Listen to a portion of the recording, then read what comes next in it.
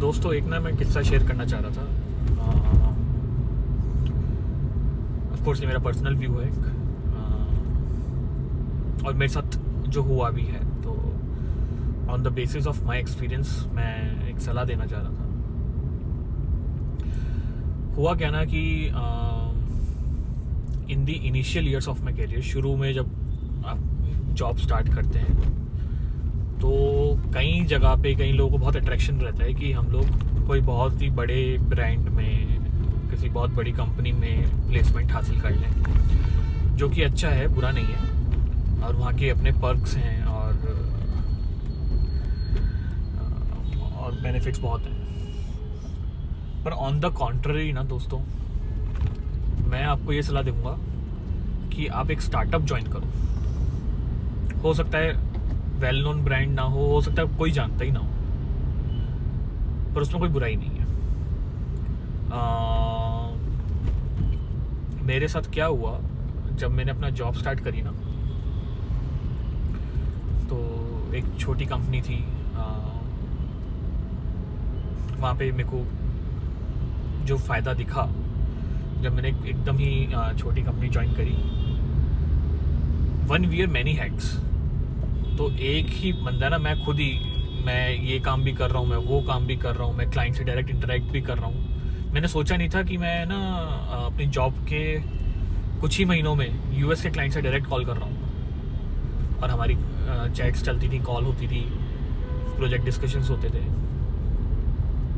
अब यहीं पे अगर कोई बड़ा ब्रांड होगा ना, तो इसकी अपॉर्चुनिटी आपकी ज़रूरी नहीं है, थोड़ा कम हो जाती है, क्योंकि वहाँ के प्रोसेसेस थोड़े मतलब वेल डिफाइंड होते हैं, और अगर आप कस्टमर फेसिंग रोल में नहीं हो तो शायद आपको ये अपॉर्चुनिटी सालों साल तक मिलेगी ही नहीं। तो पहला बेनिफिट तो मुझे लगता है कि आपको ना बहुत कुछ करने को मिलता है अगर आप एक छोटी कंपनी में हो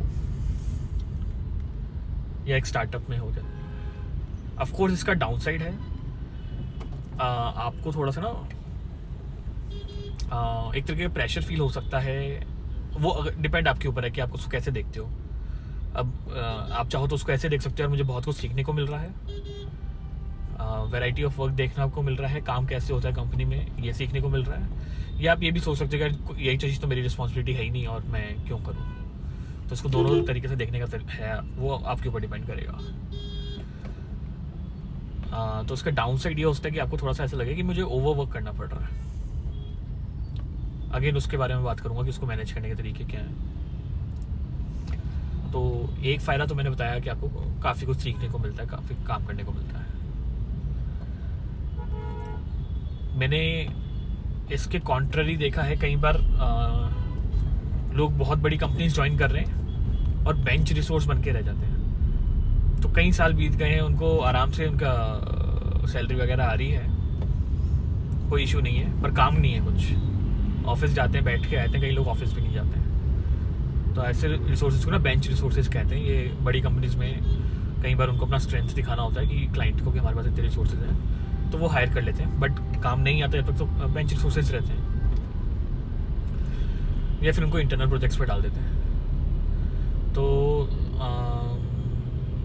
बेंच रिसोर्स में दोस्तों ना एक तरीके से देखें तो पहले तो आपको सबसे ज़्यादा अट्रैक्टिव लगेगा कि यार मुझे तो कुछ काम भी नहीं करना पड़ रहा और सैलरी भी अच्छी आ रही है। ये ना दोस्तों आई वुड सजेस्ट कि इनिशियल ईयर्स में इन सब बेंच रिसोर्सेज ना बने। आप कोशिश करें ज़्यादा से ज़्यादा काम सीखने की। तो इनिशियल ईयर्स में ना एटलीस्ट, मतलब मैं तो कहूँगा कि आप हमेशा ही काम के ऊपर अपना ध्यान दें, but at least in initial years ना आपने कोशिश करनी है कि थोड़ा सा, बहुत देसी भाषा में कहूँ तो जितना रगड़ा लग रहा है तो कोई बात नहीं। बाद में क्या होता है ना दोस्तों, आपके ऊपर अदर रिस्पॉन्सिबिलिटीज़ आती हैं। अब मैं मान के चलता हूँ एज अ फ्रेशर आप अपने अर्ली 20s में हैं और आपके ऊपर ना एडिट रिस्पॉन्सिबिलिटीज़ नहीं है पेरेंट्स की, फैमिली की, अर्निंग की, बीवी बच्चों की, या आपके हस्बैंड एंड बच्चों की, आपके पार्टनर की। तो अब आपके ऊपर खुद की रिस्पॉन्सिबिलिटी ही रहती है बस। तो इनिशियल ईयर्स में ना अगर आप कोशिश करें थोड़ा सा ज़्यादा सीखने की कोशिश करें। एट द सेम टाइम अपनी पर्सनल लाइफ को, अपने मी टाइम को सेक्रीफाइस ना करें, वो हमेशा ध्यान रखें। अपनी फैमिली का ध्यान रखें, अपनी फैमिली को टाइम दें, मी टाइम से सेक्रीफाइस ना करें। बस एटीट्यूड इतना रखें कि मुझे एज अ फ्रेशर ज़्यादा से ज़्यादा सीखना है। दूसरा ना दोस्तों, हुआ क्या, जब मैंने वो कंपनी ज्वाइन करी तो मुझे ये सीखने को बहुत मिला। पैकेज ठीक ठाक सा था। मैंने क्या किया, 1 साल के अंदर ही ना एक स्विच कर लिया एक स्टार्टअप में। अब दोस्तों हुआ क्या ना, वहाँ मुझे ज्वाइन करने के बाद एक तो अच्छा पैकेज मिला, साथ में मुझे स्टॉक ऑप्शंस मिल गए। तो आज जो इस वीडियो में बात करना चाह रहा हूँ वो है स्टॉक ऑप्शंस की। स्टॉक ऑप्शंस ना दोस्तों एक बहुत ही अच्छा तरीका होता है आपकी वेल्थ क्रिएट करने का। सैलरी तो आपकी वेल्थ क्रिएट करेगी, बट वो थोड़ा सा लॉन्ग रन वाला सिनेरियो है। जो बीच में जंप्स मिलेंगे ना आपको टू मेक गुड वेल्थ, तो वेल्थ में जो जंप्स मिलेंगे ना, उसमें से एक बहुत अच्छा तरीका है, बेहतर तरीका, कि आपके पास स्टॉक ऑप्शंस हो। स्टॉक ऑप्शंस, अच्छे ऑप्शंस, अच्छे अमाउंट में ऑप्शंस, कम वेस्टिंग पीरियड पे या लो स्ट्राइक प्राइस पे आपको मिल जाते हैं in the early stages of a startup. और वहाँ पे ग्रोथ के चांसेस भी बहुत अच्छे होते हैं। तो अगर आप अच्छा काम करेंगे तो आप बहुत जल्दी बहुत अच्छी पोजीशंस पे ग्रो कर जाएंगे। एंड साथ ही साथ बहुत अच्छा ना स्टॉक ऑप्शंस आप लोग अर्न कर पाएंगे। तो startup is not a bad choice in the early days of your career.